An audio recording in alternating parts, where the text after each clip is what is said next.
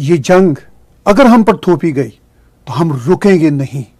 और इसके साथ साथ उन्होंने ये भी कहा कि दहशतगर्दी से पाकिस्तान भी सफ़र कर रहा है, और इसके साथ साथ उनका ये भी कहना है कि आइए मिल बैठकर मसले को हल करें।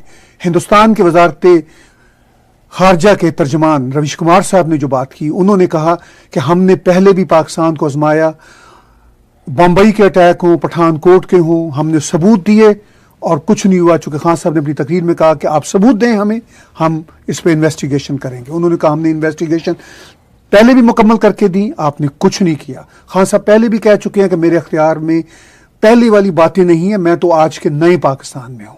तो उनका एतराज़ ये है कि अगर आप नए पाकिस्तान में हैं तो आप ही की हुकूमत के कुछ वजीर क्यों हाफिज सईद के साथ स्टेज शेयर करते हैं। इस सारी सूरत हाल में पहले तो ये तजिया कीजिए, हल की तरफ हम बाद में आएंगे आप दोनों दोस्तों की तरफ। आप ये बताइए कि ये जो बयानबाजी है ये किस हद तक जस्टिफाई है दोनों एंड्स पर।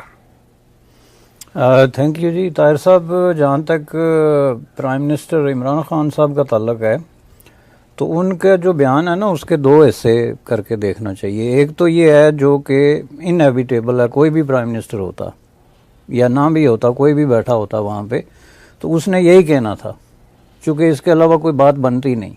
ठीक है, और उसमें ये ज़ाहिर है वो नहीं कह सकते कि आप हमला करेंगे तो हम कुछ नहीं करेंगे, चूँकि आवाम के सामने आपको जवाबदेह होना है। ना वो कोई ऐसी क्रिएटिव किस्म की कोई बात कर सकते हैं कि ऐसी सिचुएशन में जब आप खुद कह रहे हैं कि एक हिजान खेजी है बॉर्डर्स के दोनों तरफ, तो ज़ाहिर है अवाम के जज्बात हैं, ख्यालात हैं, या वो जज्बात जो बना दिए गए हैं या ख्यालात जो डेवलप किए जा रहे हैं उनको सामने रखते हुए इस तरह का बयान लाजम होता है। लेकिन उन्होंने ये जो बात की कि हम इन्वेस्टिगेट करेंगे, इसमें कुछ दानिश है और सेंस है, बशर्तिया कि इसमें इमरान खान साहब साथ में ये भी कहते कि हम इसको किस तरह माजी के जो इस तरह के किस्से हैं उनसे डिफ्रेंशिएट करके तो इन्वेस्टिगेट करेंगे। चूँकि ये जो इन्वेस्टिगेशन और ब्लेम का इशू है ये तो हम गुज़श्ता 30 साल से देख रहे हैं। पहली दफ़ा जब ये शुरू हुआ था, बल्कि 87 में, 30 से भी 87 में जो है वो पहला धमाका हुआ था श्रीनगर में एक हलवाई की दुकान पे। That was the first bomb blast जो कश्मीरी मिलिटेंट्स की तरफ से। तो उससे लेकर तो आप अखबारात देखें, किसी से बात करने की ज़रूरत नहीं, जो ओरिजिनल रियल हिस्ट्री है वो अखबारात है, उसमें आप खबरें देखें और रद्द अमल देखें कि उसमें इंडिया ने क्या कहा था, पाकिस्तान ने क्या कहा था। एग्जैक्टली सेम लैंग्वेज है कि जी ये जो लोग हैं ये पाकिस्तान की तरफ से स्पॉन्सर्ड हैं और पाकिस्तान ने कहा था कि जी आप सबूत दें, हम इसको वेरीफाई करेंगे या इन्वेस्टिगेट करेंगे। अब वो प्रोसेस आप देखें किस तरीके से आगे बढ़ता रहा कि पाकिस्तान का, अब देखें इसमें एक बहुत इंपॉर्टेंट चीज़ जो है, ये जंग की सूरत हाल है और ज़ाहिर है हम एक इंटेलेक्चुअली इम्पार्शल किस्म का एनालिसिस कर रहे हैं। हम ना किसी एक कुव्वत की तरफ से होकर दूसरे को लताड़ सकते हैं, ना दूसरी तरफ से एक को, चूँकि ये मैं समझता हूँ कि कोई तज्जिया नहीं है, ये गालियाँ हैं जो बड़े पैमाने पे इंडिया पाकिस्तान दोनों के जो एंकर्स हैं और सपोर्टर्स हैं वो दे रहे हैं। हमें चाहिए कि हम इसको ऑनेस्टली देखें। अब देखें उसमें ये हुआ कि ये हुक्मरान टू हुक्मरान मुख्तलिफ हो सकता है, लेकिन आप ये देखें कि 10 दफ़ा ये एक इंटरनेशनल इशू बना जब ये इशू उठाया गया कि ये इंसिडेंट हो गया और इसमें पाकिस्तान का हाथ है। इसमें सबसे बड़ा इशू जो है जब कश्मीर पार्लियामेंट में 2001 में हमला हुआ, उसके बाद दिसंबर में जब इंडियन पार्लियामेंट पे हमला हुआ, उसके बाद में जाके जो बम्बई अटैक हुआ, उसके बाद जो पठानकोट अटैक हुआ, ये सारे इंटरनेशनल कैलिबर के इंसिडेंट थे जिसको इंडिया ने कतई तौर पे ये कहा कि इसमें पाकिस्तान का हाथ है और पाकिस्तान ने ये कहा कि जी आप हमें प्रूफ दें, हम इसको इन्वेस्टिगेट करेंगे।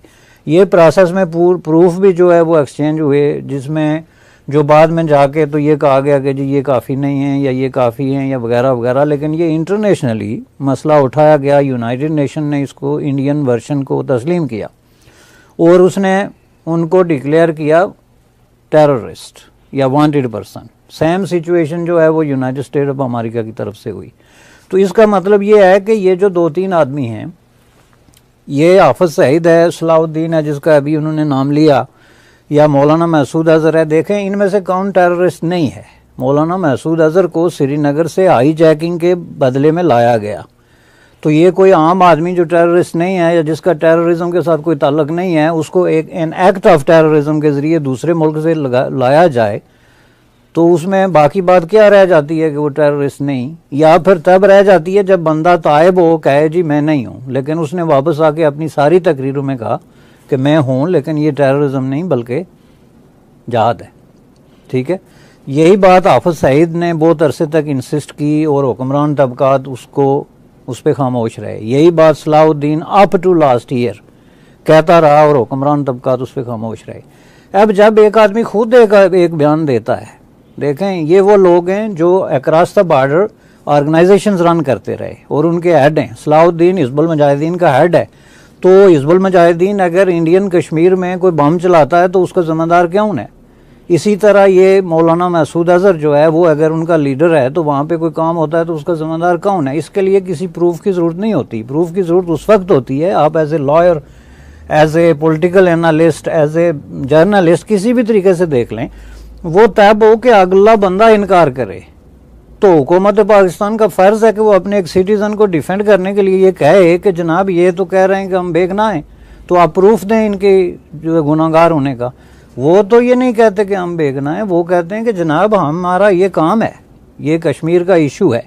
अब इस पे बात घुमा के जाके ठहरती है कश्मीर के इशू पे। कश्मीर इशू में भी ए जस्टिफिकेशन, उस पे बात हो सकती है, लेकिन इस बात पे कोई शक नहीं रह जाता कि they are affiliated with terrorism.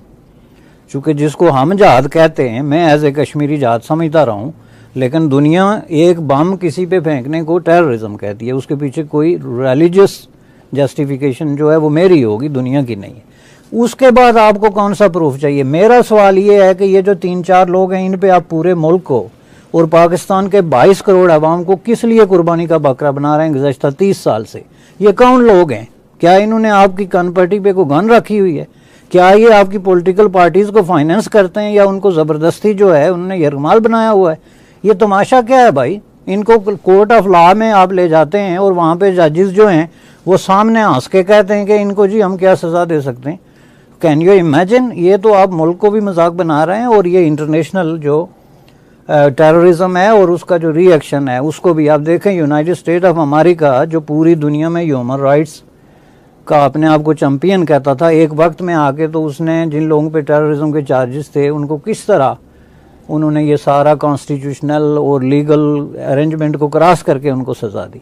अब ये लोग जो हैं ये हमारे दोस्त नहीं हैं, ये पाकिस्तान के खैर ख्वाह नहीं हैं, ये पाकिस्तान के हमदर्द नहीं हैं, जो कि पाकिस्तान को इस तरह की सिचुएशन में डालते हैं। मैं इसकी ताज़ा तरीन मिसाल आपको देता हूँ कि अब इमरान खान जो है वो पाकिस्तान को एक ऐसे डेडलॉक से निकाल रहा था कि जिसके बारे में कोई सोच भी नहीं सकता कि मुल्क दिवालिया हो रहा है तो इसको कैसे निकाला जाए, किससे पैसे लिए जाएं, कहाँ पे क्या किया जाए।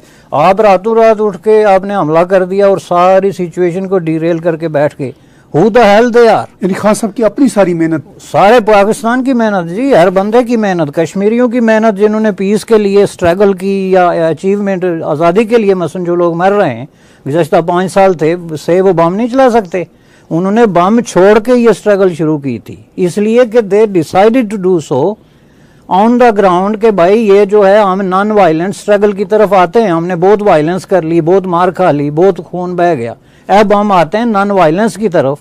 और हम अगर ज़्यादा से ज़्यादा पत्थर उठाएंगे, मार खाएंगे, लेकिन हम जो है अपनी आज़ादी की पीसफुल स्ट्रगल करेंगे। उसको किसने वायलेंट किया? देखें ये 2 धारी तलवार इन्होंने चलाई, एक तरफ तो इन्होंने पाकिस्तान के पाँव काटे और उसको घुटनों पे कर दिया। अब ये जो कुछ आप इंडियन टीवी पे सुन रहे हैं इसमें वो क्या कहें? वो आपको शाबाश दें, मुबारक दें या आप पे फूल बरसाएं? उन्होंने तो यही करना है ना, उनके 40 बंदे आपने मार दिए। अब आप इन लोगों के बारे में इतने खामोश क्यों हैं? क्या मैं पूछ सकता हूँ कि प्राइम मिनिस्टर ऑफ पाकिस्तान जो है वो जब कंडेम कर रहे हैं तो वो ये नहीं कह सकते कि मुझे हमदर्दी है उन 40 लोगों से जो इसमें मारे गए, या मैं जो है वो समझता हूँ कि ये लोग जो हैं ये नॉन टेररिस्ट हैं? भाई इसमें तो कोई बात ही नहीं है। इतना बड़ा अगर आप लोगों को देते हैं खुली छुट्टी तो फिर बाकी लोगों को क्यों नहीं? पाकिस्तान में कोई पॉलिटिकल वर्कर एक बात करता है तो आप उठा के उसको गायब कर देते हैं।